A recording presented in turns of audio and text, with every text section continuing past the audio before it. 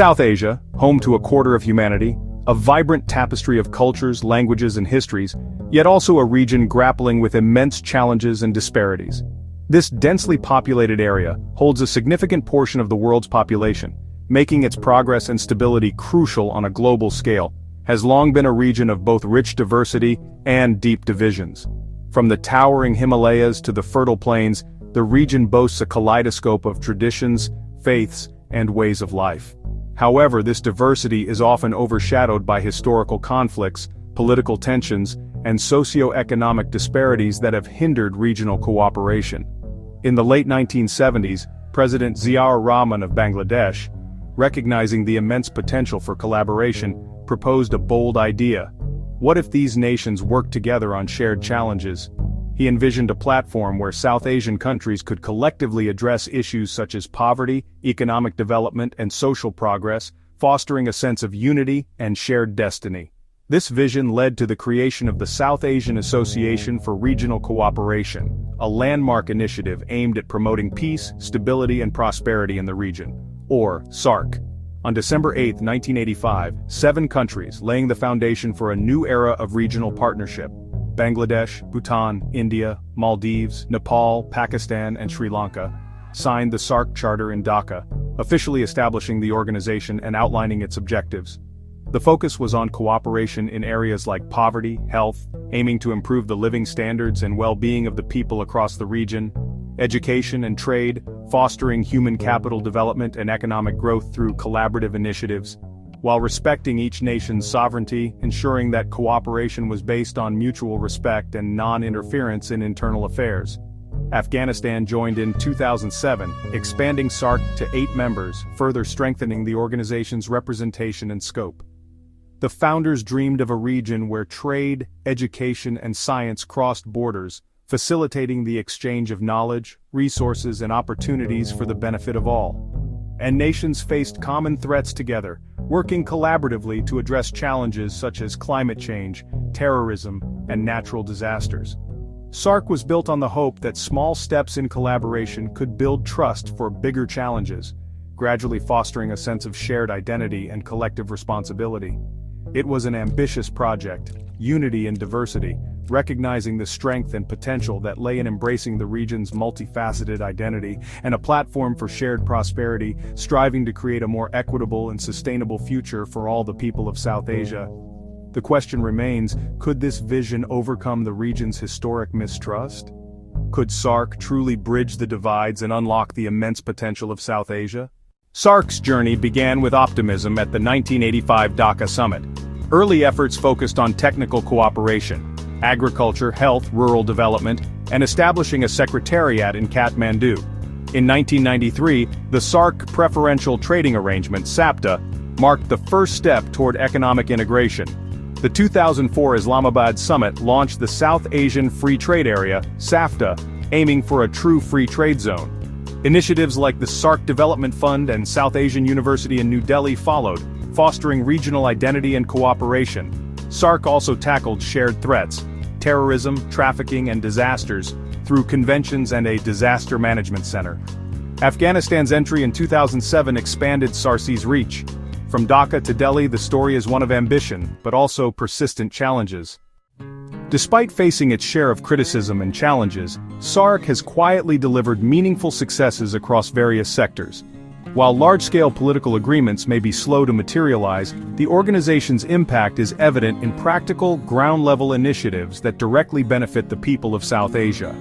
In the realm of public health, the SAARC Tuberculosis and HIV/AIDS Center, based in Kathmandu, has played a crucial role in coordinating regional disease control efforts, contributing significantly to saving lives and improving public health outcomes.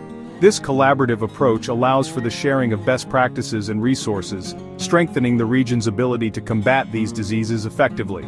Disaster management stands out as another notable achievement.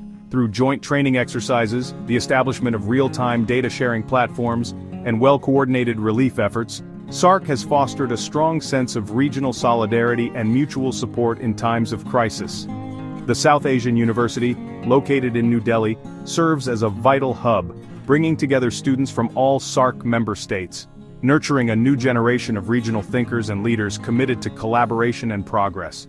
Furthermore, SAARC has actively promoted exchanges among farmers, scientists, and artists, and has established crucial seed banks aimed at bolstering food security across the region.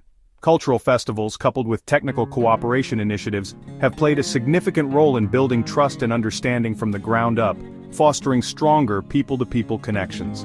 These seemingly small victories demonstrate that, when political considerations are set aside, the people of South Asia naturally gravitate towards cooperation and collaboration. SAARC's true and lasting impact lies in these grassroots connections and collaborative endeavors. They serve as the bedrock and foundation upon which any future regional unity and progress must be built. The organization's quiet yet impactful achievements serve as a reminder of its original promise and vision. Even amidst challenging times, meaningful cooperation remains not only possible but essential for the future of South Asia. SAARC's biggest obstacle? The rivalry between India and Pakistan.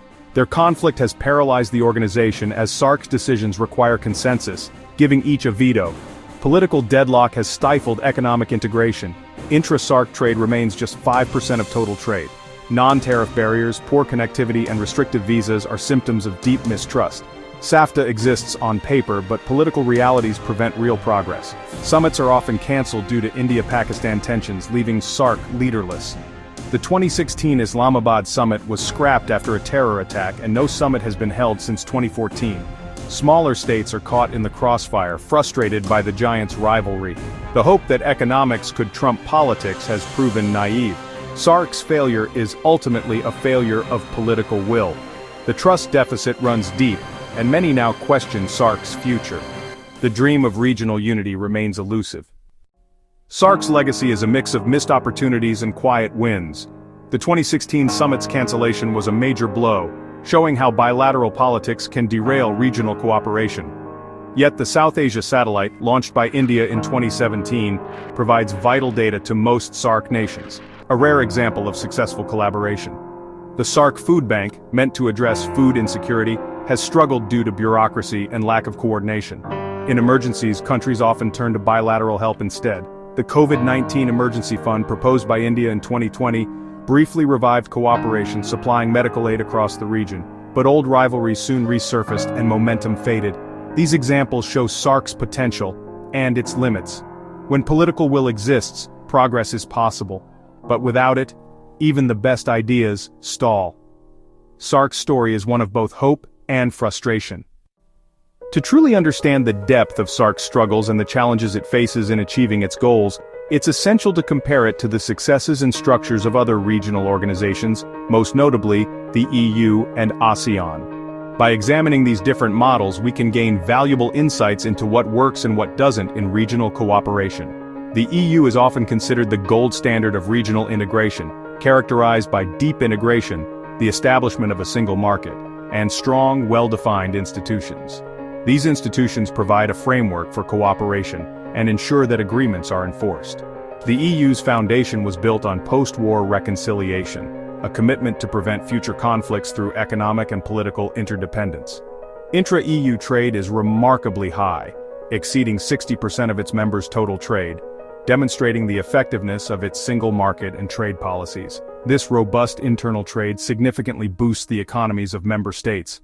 SAARC, by contrast, is minimally integrated, facing numerous barriers to trade and economic cooperation. It operates with no supranational authority, lacking the power to enforce agreements or resolve disputes effectively. Furthermore, SAARC is constantly undermined by the persistent India-Pakistan conflict, which casts a long shadow over any potential for regional harmony. ASEAN, formed by a diverse group of developing countries in Southeast Asia, also operates by consensus, prioritizing dialogue and non-interference in internal affairs. However, it has achieved far more than SAARC in terms of economic integration and regional stability, boasting a respectable 25% intra-regional trade.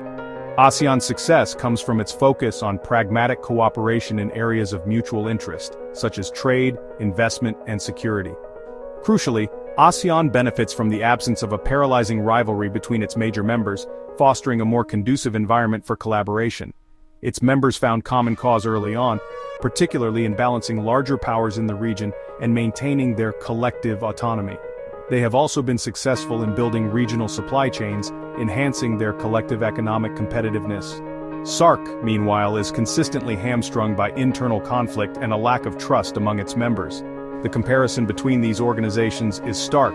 While the EU and ASEAN have delivered tangible benefits to their member states, including increased peace and prosperity, fostering a more stable and predictable environment for their citizens, SAARC remains a cautionary tale, highlighting the difficulties of regional integration in the face of political obstacles. Ultimately, regional cooperation works, but only if a foundation of political trust and mutual respect exists among the participating nations. Without it, even the best designed frameworks are likely to falter and fail to achieve their intended goals.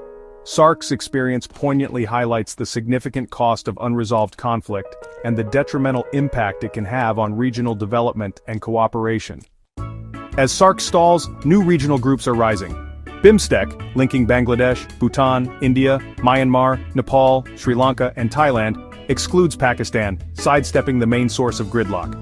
BIMSTEC focuses on trade, energy, and connectivity, aligning with India's Act East policy and offering new opportunities for its members. India and others see BIMSTEC as a more practical alternative to SAARC. Sub-regional groups like BIN, Bangladesh, Bhutan, India, Nepal, are also moving ahead, with projects like the Motor Vehicles Agreement to boost cross-border trade. These flexible groups show countries are no longer waiting for consensus from all. The rise of BIMSTEC and BBN doesn't end SAARC, but it does sideline it. Regional cooperation is evolving, leaving SAARC behind. The region is finding new ways forward. In 2025, SAARC is a shadow of its former self. No leadership summit has been held since 2014. The organization is paralyzed at the top. The Secretariat in Kathmandu keeps technical programs running, but can't launch new initiatives. All 8 members remain, but the process is stalled. Technical centers like those for agriculture and health still function, sharing expertise below the political radar. But major projects and economic integration are frozen. The world has changed, but SAARC hasn't kept up. Member states like Nepal and Bangladesh want cooperation but are trapped by the India-Pakistan standoff. India ties progress to Pakistan's stance on terrorism. Pakistan accuses India of isolation. The result, total impasse. SAARC exists on paper, but its spirit is gone. Is SAARC finished, or could it be revived? Pessimists say it's a failed experiment, doomed by India-Pakistan conflict, and outpaced by alternatives like BIMSTEC. Optimists argue SAARC's institutional framework is too valuable to abandon. A single summit, if political will returns, could restart the process. True revival would require statesmanship, especially from India and Pakistan, to set aside disputes and focus on shared interests. The urgency is growing. Climate change threatens all of South Asia, from rising seas to melting glaciers. Only SAARC includes every key player needed for a regional response. BIMSTEC and BBN help, but don't cover the whole subcontinent. The dream of SAARC may be fading, but the need for cooperation is greater than ever. The future depends on whether leaders can rise to the challenge.